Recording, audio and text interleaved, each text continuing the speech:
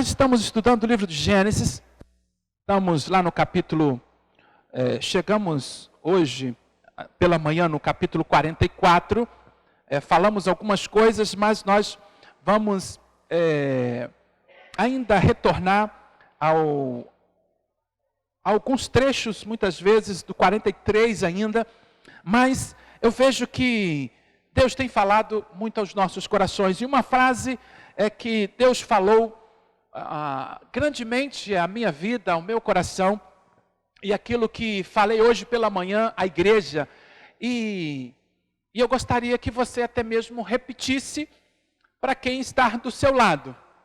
Diga assim: Deus seja gracioso para com você. Vira para o outro lado também. Quem está atrás de você, olha quem está atrás. Diga assim: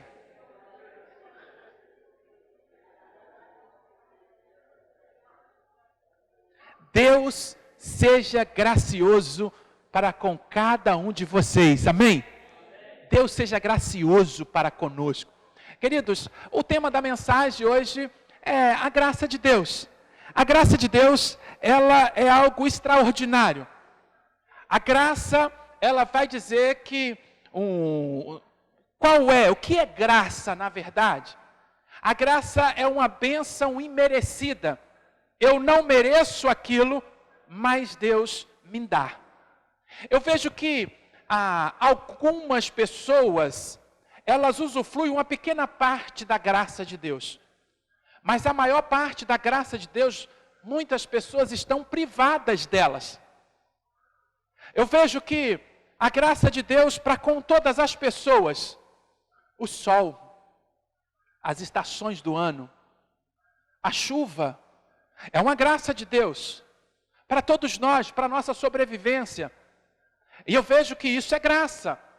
A própria vida, ela é graça de Deus. O que pagamos para vivermos? Nada. Nós temos que mantê-la, mas é Deus que dá. Mas eu vejo que a vida a qual temos aqui, ela é apenas uma parte da graça que Deus tem para nós. É pequena, e muitas vezes, quando olhamos para a palavra do Senhor, nós estamos vivendo, estou comendo, estou bebendo, eu tenho uma casa, eu tenho como cuidar da minha família, e eu digo, então, isso está bom, eu não preciso mais de nada. Para muitas pessoas, isso é suficiente. Mas quando nós olhamos, Deus, Ele quer muito mais do que isso. E eu vejo, queridos, que para que eu usufrua da graça que Deus tem por completo, é necessário algumas coisas. É necessário algumas coisas.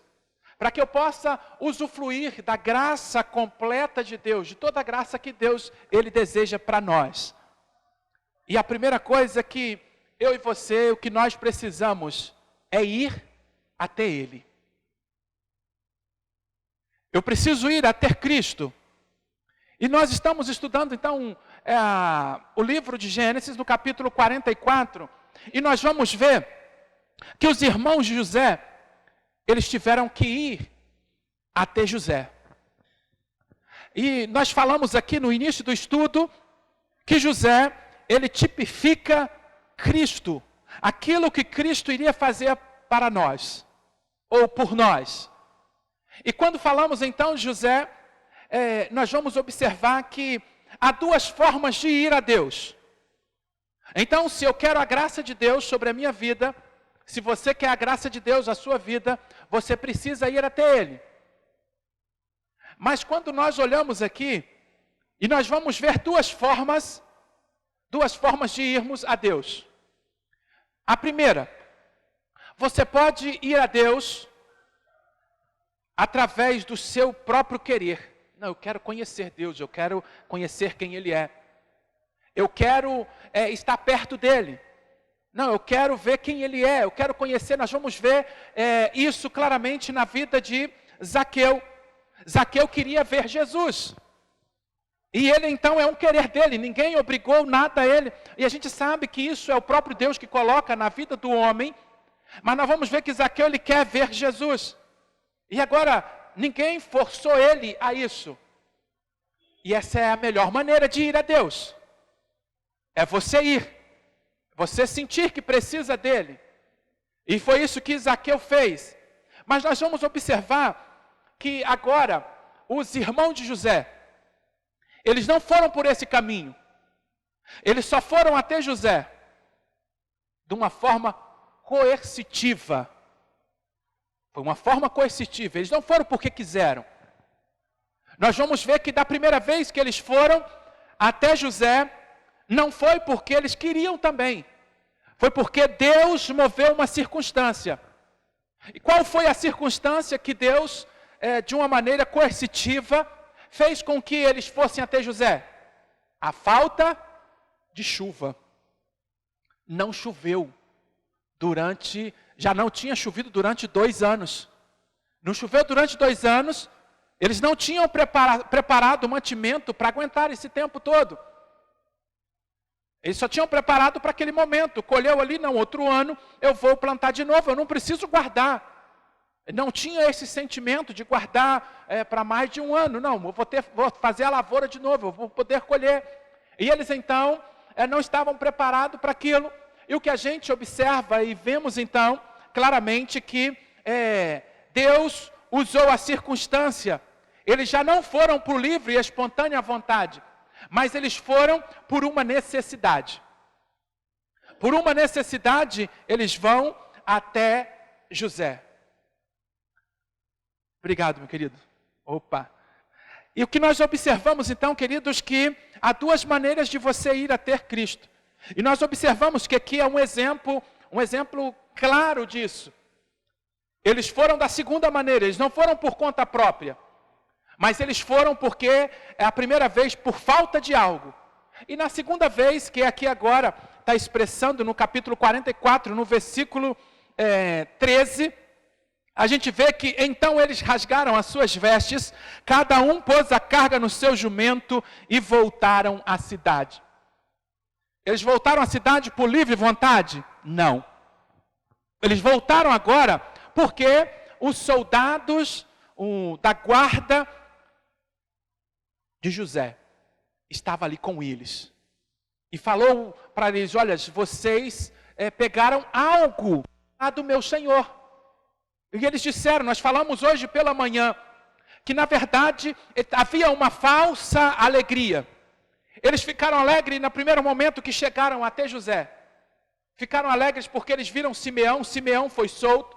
Eles estavam alegres porque sentaram na mesa daquele senhor e tinha comida e tinha roupa, ganharam roupas novas e agora também as comidas, e eles ficaram muito contentes com aquilo.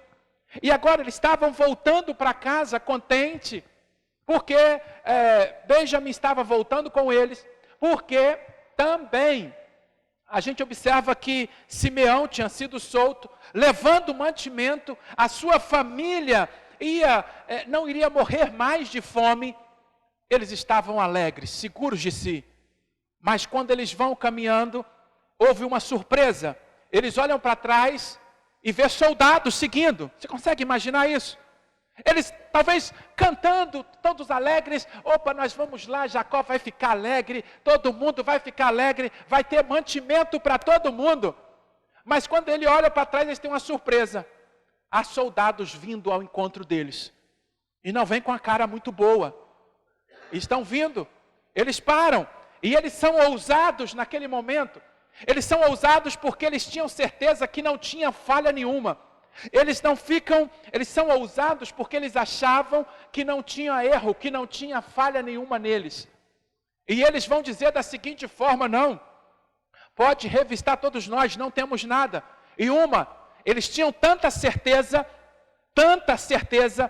que eles não tinham nada, nenhum erro, que eles falaram assim, não, olha, a pessoa com quem vocês acharem essa taça, você pode matar.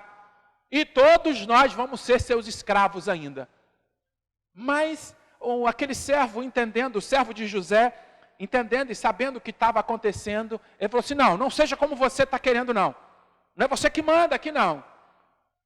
Quem manda aqui somos nós. Quem está no controle da situação somos nós. Nós vamos fazer o seguinte, aquele a qual tiver a taça, esse então vai se tornar escravo de Faraó, ou de José, vai se tornar escravo de José. E eles então não tinham o que fazer, e acharam ousados, não, então pode procurar. E aí eles ficaram em pé lá com cara de todos bem certos de si, de que não tinha nada de errado, mas algo aconteceu ali e que eles não prestaram atenção. Quando José preparou a mesa para eles e colocou eles em ordem, cada um da sua idade, desde o mais velho até o mais novo. E agora também a gente vai observar que quando eles foram olhar os sacos, eles começaram de Rubens, Simeão, Levi, Judá, Isacar, e ele vai. Cada um de acordo com o seu nascimento. E eles não perceberam isso, eles podiam ter percebido. Eles não estavam atentos às coisas. Por que que esse camarada mandou a gente sentar igualzinho, em ordem de nascimento? Por que que agora também, na conferência dos sacos, onde estavam os produtos, também na mesma sequência, mas eles não perceberam isso. Eles podiam perceber que havia alguma coisa, que aquele Senhor sabia de alguma coisa. Mas o que a gente observa, queridos, que eles agora vai abrindo cada saco e cada vez eles mais seguros de si. Quando faltava um só, eles falam assim, agora é só abrir o de Benjamim, não vai ter nada mesmo e a gente vai poder ir embora, tranquilo. Mas quando abre aquele saco, eles têm uma surpresa. A taça de prata de José estava lá dentro. E agora, queridos, a gente observa então que de uma forma coercitiva, eles agora são encaminhados novamente ali para o Egito. Eles voltam à cidade, agora sendo escoltados por aqueles guardas para se comparecer diante de José. O que eu aprendo com isso? O que Deus fala comigo? Que muitas pessoas, muitas vezes elas se encontram diante de Deus, mas não da forma que Deus deseja. Talvez nós possamos nos apresentar aqui diante de Deus todo domingo, domingo pela manhã, domingo à noite. Todos nós podemos comparecer diante do Senhor aqui, numa quarta-feira, o nosso culto aqui. E podemos aqui até mesmo nos alegrar com o Senhor. E podemos até que mesmo oferecer algo ao Senhor. Como eles ofereceram ali, eles trouxeram presentes. Então, quando nós vemos aqui, ofertamos, nós estamos trazendo uma oferta ao Senhor, um dízimo ao Senhor, cultuando ao Senhor, cantando ao Senhor. Mas interessante que Deus, Ele não está olhando só para isso. Deus, Ele está olhando para cada um de nós e olhando o nosso interior, como que está a nossa vida. E o que quando olhamos aqui, nós vamos observar que eles se alegraram e tudo ali, mas o Senhor, o José, naquele momento que era senhor de todo o Egito, na verdade, eles sabiam que eles estavam fingindo. Ele sabia da maldade do coração deles. Ele sabia de que eles estavam escondendo algo. Ele sabia, José sabia que eles estavam escondendo porque conhecia eles. E assim, queridos, Deus conhece cada um de nós. Como José conhecia os seus irmãos e o mal que os seus irmãos tinham feito, tanto a ele próprio quanto ao próprio pai. Deus sabe como está cada um de nós aqui. Ele sabe como que está o seu coração. Ele sabe como que está o meu coração, a minha vida, a sua vida, a de cada um de nós. Ele sabe como nós nos apresentamos a Ele. E agora, queridos, nós vamos observar que não basta eu me alegrar, eu estar junto ali. Eu preciso de fato, para que a graça de Deus venha sobre mim, então eu preciso ir até Ele. Mas eu preciso ir da maneira que Ele deseja que eu esteja. Não de qualquer maneira. E agora quando eu olho para esses camaradas, eles agora já vão ter uma atitude. No versículo 14. Quando abriram aquele saco e viu que a taça estava no saco, onde Benjamim estava levando os mantimentos. Então eles rasgaram as suas roupas. Cada um pôs no seu jumento e voltaram à cidade. O fato de rasgar as suas vestes era um ato de humilhação. Era um ato de dizer, olha, nós estamos em maus lençóis. A mão de Deus pesou sobre nós. A gente observa que vários momentos na história nós vamos ver pessoas agindo dessa forma. É quando a pessoa de fato reconhece o mal que fez. E agora eles reconhecem. E eu vejo então, queridos, que para que nós possamos usufruir da graça de Deus, então nós precisamos ir até Deus. Precisamos ir até o Senhor. E agora, ou eu vou de boa vontade, ou eu vou de forma coercitiva. Os irmãos José, e agora eles tratam aqui José como Senhor. E eles vão de uma forma coercitiva, sendo levados. E eu vejo, queridos, que uma segunda coisa necessária para que eu possa usufruir a graça de Deus. Reconhecer quem Ele é. Eu preciso reconhecer quem Ele é. E quando eu olho no versículo 14, Judá chegou com seus irmãos à casa de José, pois ele ainda estava lá, e eles se prostraram em terra diante dele. Então, é reconhecer quem ele é. E ao reconhecer quem José era o senhor do Egito. Ele era o governador. Ele mandava, ele administrava. E agora eles chegam e se prostram. E eu vejo, queridos, que Deus deseja que cada um de nós não apenas vá até Ele, mas que de fato eu esteja prostrado diante a Ele. Nós cantamos aqui, eu me prostro. Eu me prostro. Eu me rendo diante o poder, diante a grandeza, diante o conhecimento de Deus.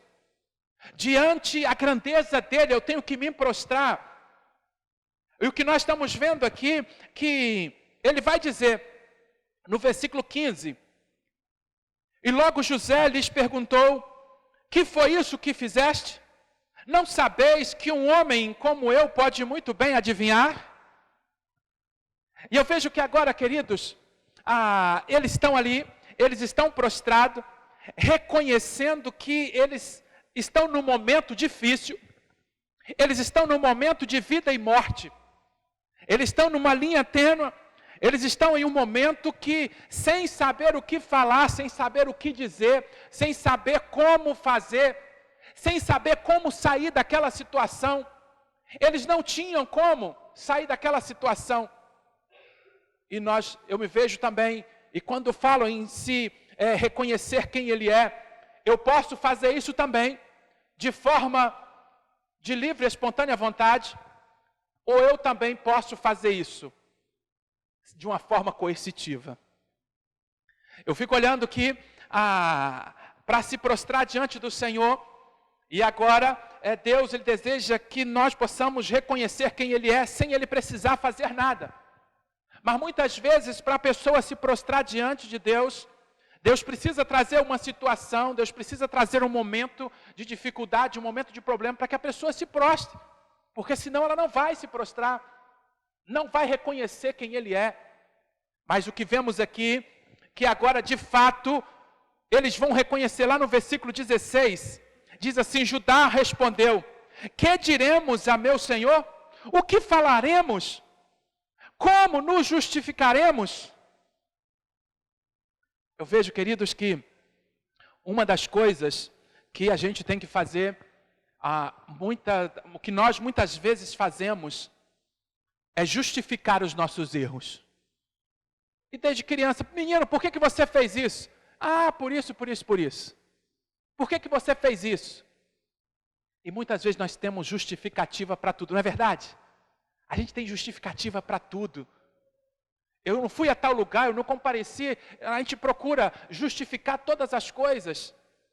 Mas o que nós estamos vendo aqui agora, queridos, que além de estar agora prostrado, e isso para se cumprir a palavra do Senhor, o sonho que José teve, não, vocês todos vão se prostrar diante de mim. E nós ouvimos agora, queridos, que essa é a mesma palavra também, quando eu abro a palavra de Deus, lá em Filipenses capítulo 2, e eu vejo que a mesma coisa a respeito de Jesus. Filipenses capítulo 2, lá no versículo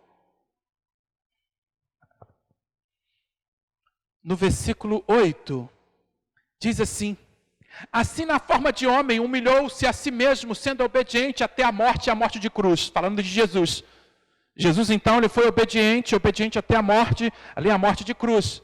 Por isso Deus também o exaltou com soberania e lhe deu nome acima de qualquer outro nome, para que ao nome de Jesus... Também tinha como colocar ali, mas não está lá em cima não, tem ninguém lá em cima. Mas interessante, queridos, é o que ele vai dizer aqui. Para que ao nome de Jesus se dobre todo o joelho dos que estão nos céus e na terra e debaixo da terra. Queridos, nós vamos observar que Deus deseja então que estejamos prostrados diante dele.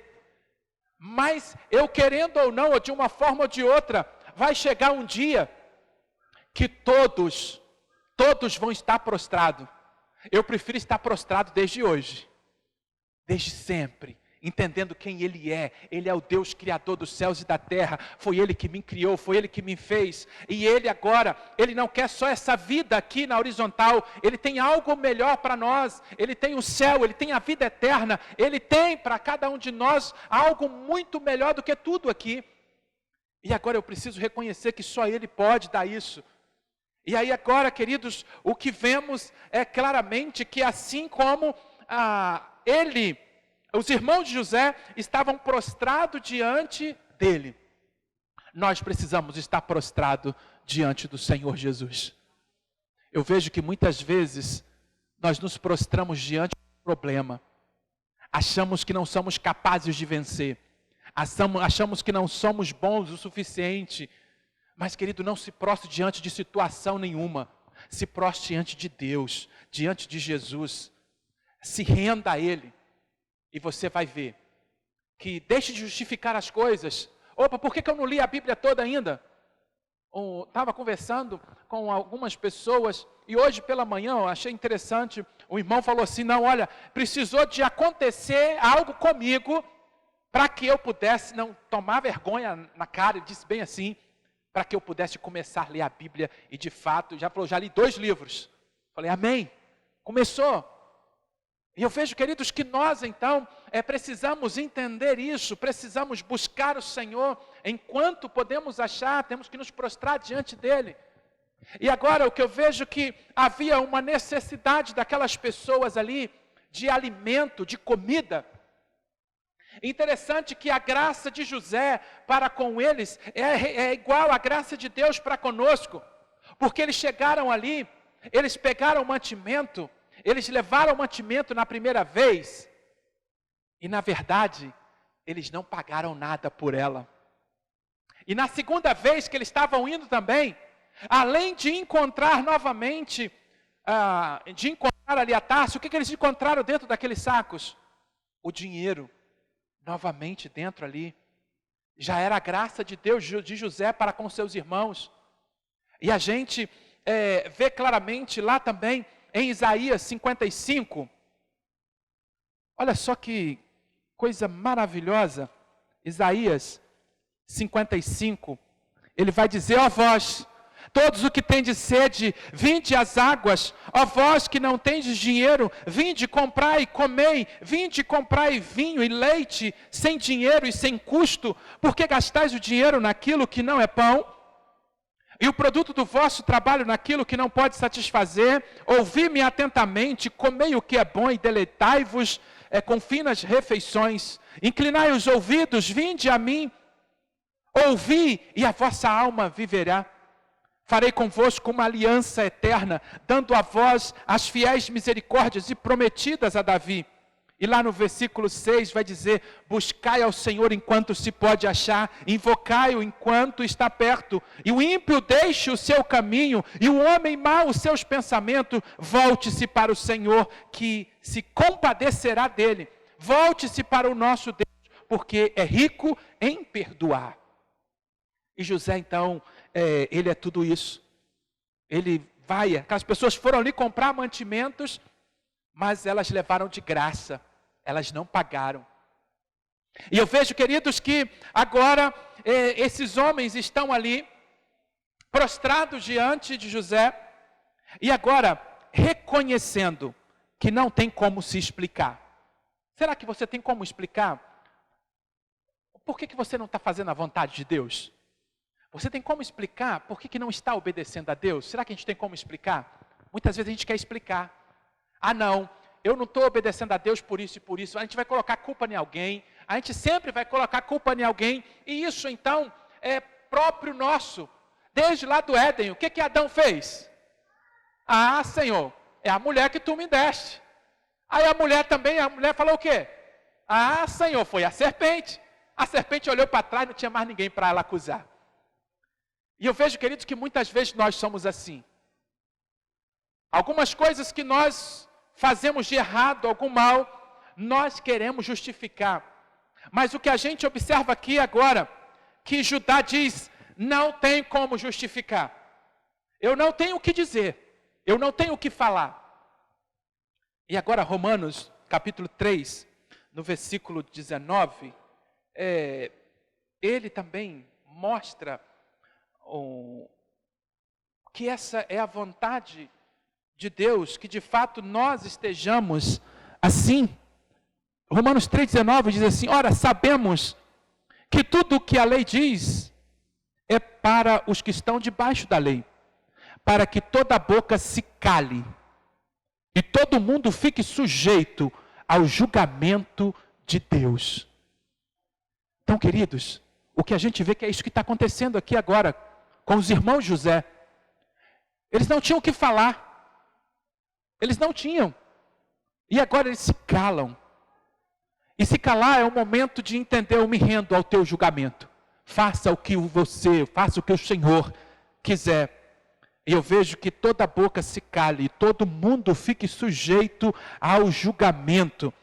O que vemos aqui agora, nesse exato momento, é o que está acontecendo. Judá respondeu, que diremos a meu Senhor? O que falaremos? Como nos justificaremos? Não tem como. E agora ele declara algo. Deus descobriu a maldade de teus servos. Seremos escravos de meu Senhor.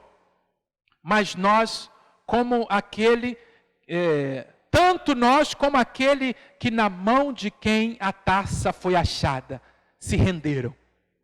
Então, estar prostrado diante do Senhor é se render. Se render ao poder. Se render à soberania. Eles agora se rendem aqui, eles estão rendidos. Ele fala, não tem como justificar, não tenho nada. Nós estamos aqui, nos rendemos, vamos ser escravos. Queridos, esse é o desejo de Deus. Esse é o desejo de Jesus para cada um de nós. Que nós estejamos rendidos a Ele. E dizendo, não, a minha vida pertence ao Senhor. Não, a partir de hoje. Isso, a Bíblia, ela é clara. E ela vai dizer lá em 1 Coríntios, capítulo 6. E ela vai dizer, olha, assim, porque muitas vezes a gente pensa que é livre. Mas muitas vezes, na verdade, somos escravos. Escravos do pecado, escravo do mundo, escravo da imoralidade, escravo dos prazeres, é ser escravos. Mas quando nós olhamos para a palavra do Senhor, ela vai dizer, não, eu não quero que vocês sejam mais escravos do pecado, eu não quero que vocês sejam escravos mais da mentira. Não, eu não quero que vocês sejam escravos dessas coisas, mas eu quero que vocês sejam meus escravos, que eu seja senhor de fato de vocês. E aí, queridos, quando nós olhamos, vemos isso na palavra de Deus, que esse é o desejo de Deus para conosco. Esse é o desejo que Deus deseja, que nós estejamos nessa condição de prostrado, reconhecendo quem Ele é e dizendo, não, a partir de hoje, Senhor, eu andei pelos meus próprios caminhos, fazendo o que eu entendia, mas agora eu me torno, de fato, servo do Senhor, ou escravo do Senhor, para fazer a tua vontade, não mais a minha vontade, mas a tua vontade. E eu vejo, queridos, que Deus, Ele espera essa atitude, e agora Ele quer que eu entenda isso de uma forma livre, ou Ele vai fazer isso, se Ele quiser, de uma forma coercitiva. É assim que ele fez com Jonas também. Nós falamos aqui domingo passado. Ele fez isso com Jonas. Jonas, ele quis ser senhor da sua vida. Mas Deus vai fazer com que, de uma forma coercitiva, que ele reconheça quem ele é, que ele esteja prostrado, que ele obedeça. Então agora, queridos, estamos falando de graça. Mas para falar dessa graça, a graça que Deus quer agir para com as nossas vidas, eu preciso primeiro ir até Ele.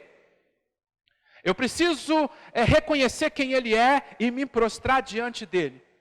E agora também, eu preciso confessar a maldade e o pecado oculto. Eu preciso confessar.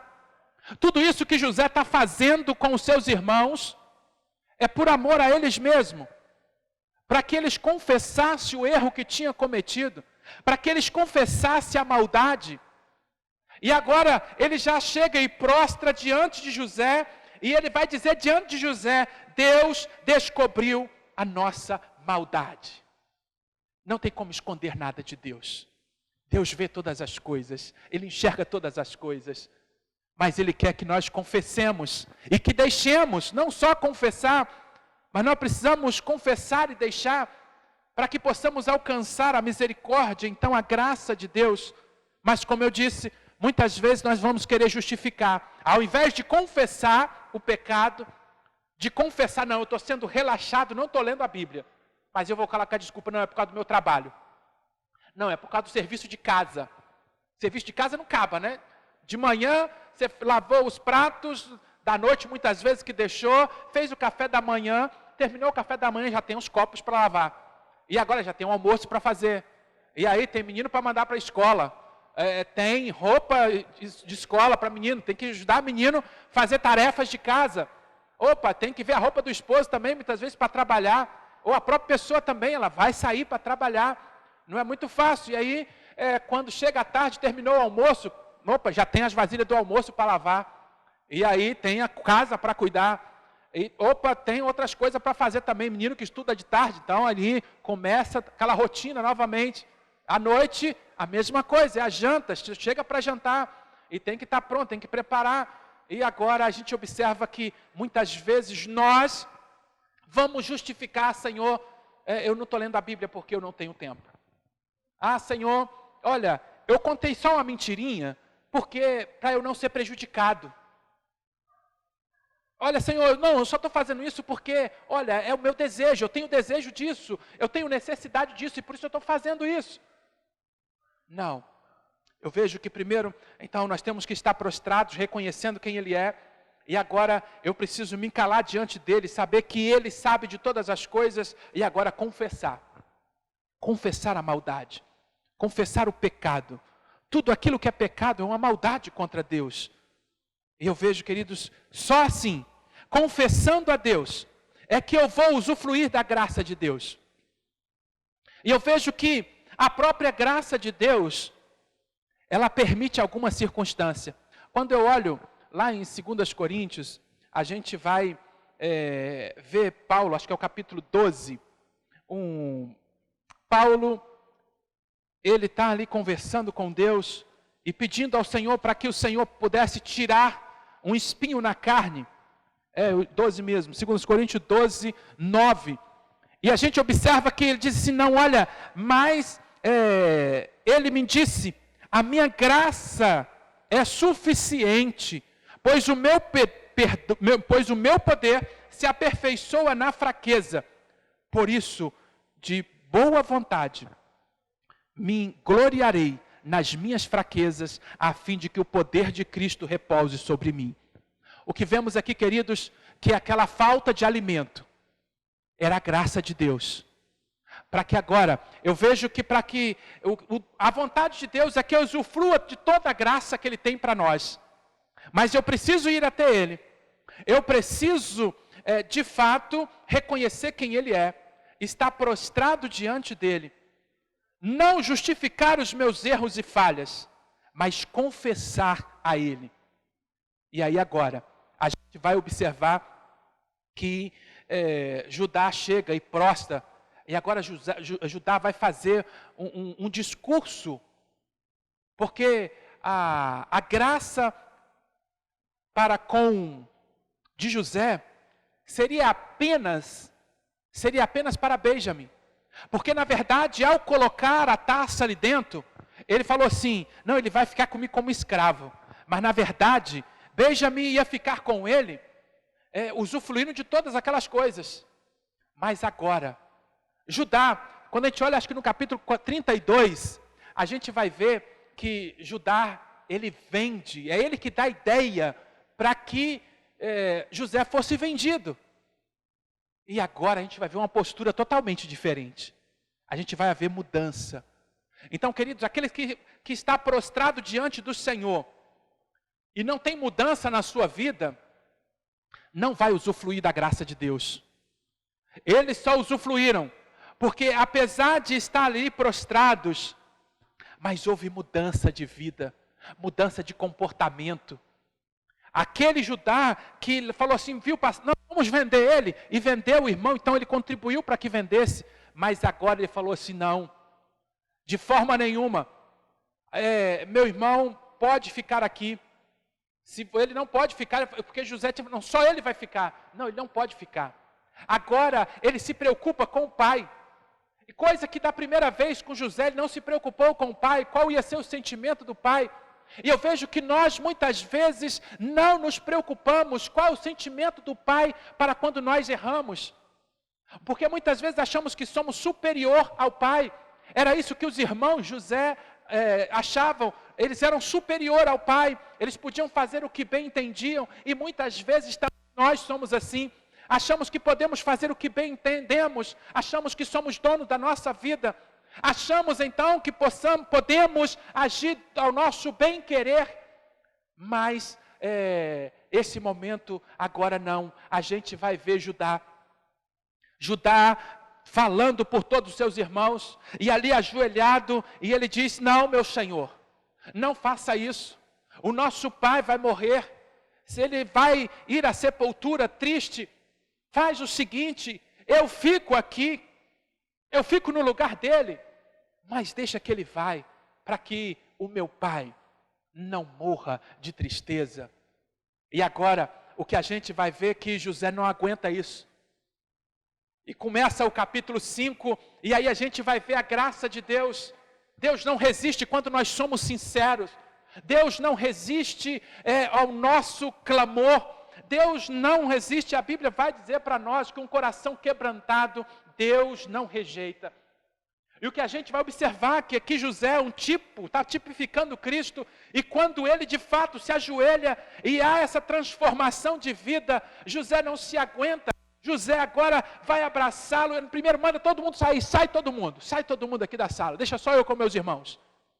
E agora esse é um momento lindo, um momento maravilhoso, aonde agora José, ele se revela, ele abraça os seus irmãos, não, eu sou José, eu sou aquele que vocês venderam.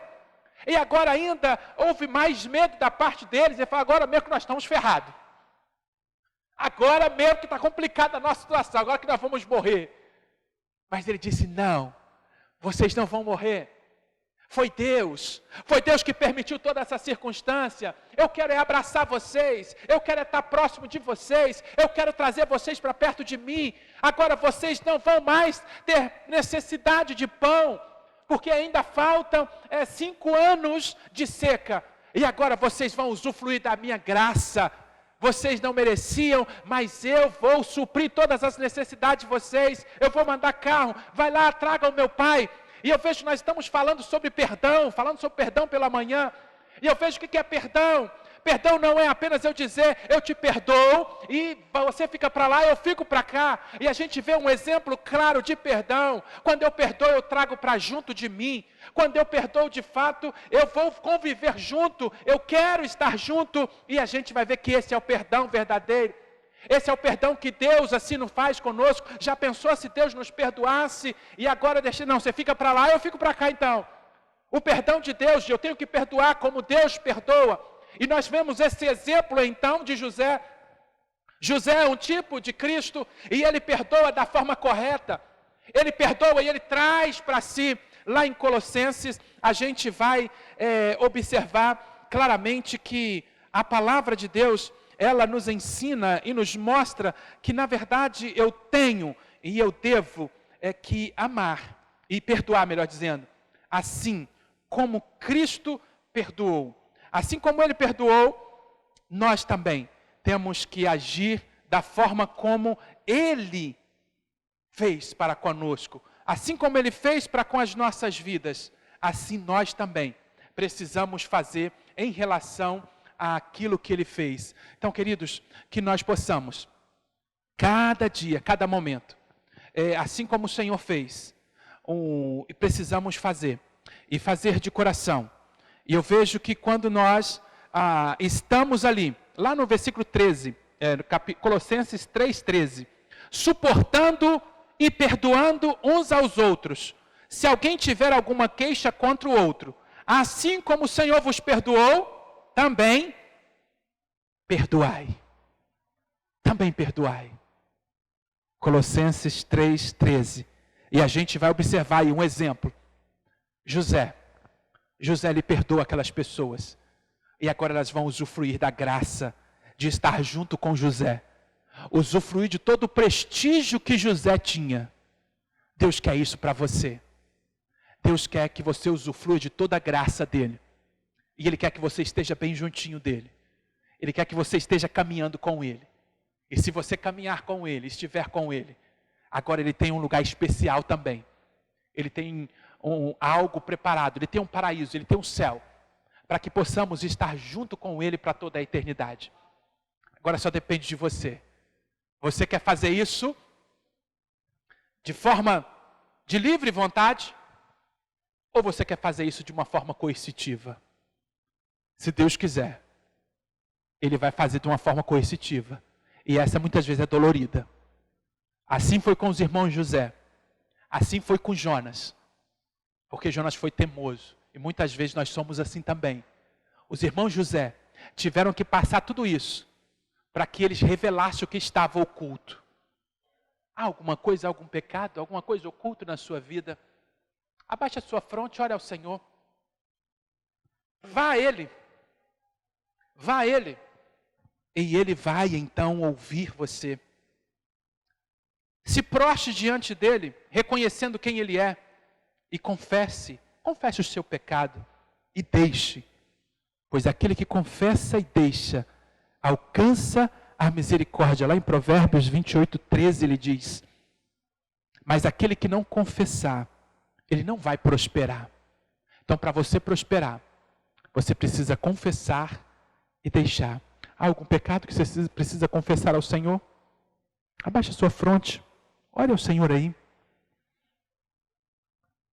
Quer usufruir da graça de Deus? Os irmãos José, a família de José, eles só usufruíram da graça porque eles se prostraram de uma forma coercitiva. E agora eles reconheceram quem ele era, se prostraram, confessaram a sua maldade. Pai, graças damos ao Senhor. Tua palavra é linda. Tua palavra é maravilhosa. Pai, tenha misericórdia de nós. Ó Pai querido, olha para cada um de nós agora. Sei que o Senhor conhece todas as nossas palavras que dizemos.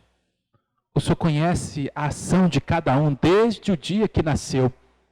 O Senhor conhece cada um de nós. O Senhor sabe de todas as coisas que passou. Pecados e maldades que fizemos, onde pessoas não sabem, mas nós sabemos que nada está oculto aos teus olhos. Nada está encoberto aos teus olhos.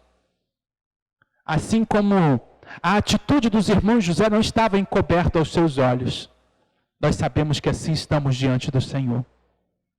Pai, que possamos agora reconhecer a tua grandeza. E por isso eu me prostro, Pai. Me prostro diante do Senhor, reconhecendo que Tu és o meu Deus, que Tu és o meu Senhor. Pai, que cada um saia daqui esta noite, reconhecendo isso, e com a proposta no coração, de obedecer às Tuas ordenanças, de Te conhecer mais e mais, Pai. Ó Deus querido, que a Tua graça, a tua graça venha sobre cada um de nós. Ó Pai, e que possamos querer usufruir dessa graça do Senhor, da bênção imerecida do Senhor, que é a salvação, a maior graça que o Senhor pode nos dar.